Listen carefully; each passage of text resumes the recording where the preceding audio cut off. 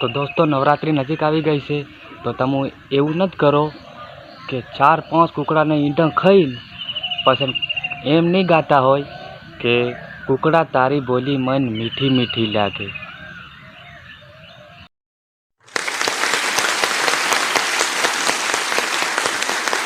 અને મારા ભાઈબંધને મેં જેમ તેમ લાડ્યો નથી વતાડ્યો, લગભગ 107 વતાડ્યો.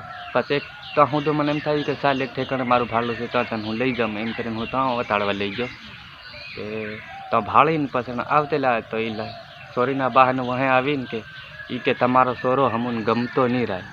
મેં કીધું ગમતો તો હમુન હતી નહીં, મેં કીધું પણ ઘેરનો રેત નાખી હતી ક.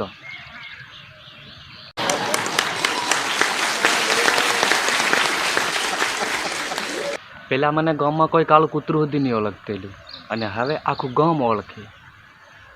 હવે એમ કે આ તો પેલો ફલાણાનો સોરો પેલો વિડીયો બનાવી ગયો. અને હમણાં કાલ ધાનપુર જેલા ત્યાં 2 કૂતરા ખામાં દોડીને આવી ગયા વાંતા. એ કૂતરું મેરે આવીને કે આ તા પેલું કે વિડીયા બનાવી ગયું એમ કરીને વળી ગયું.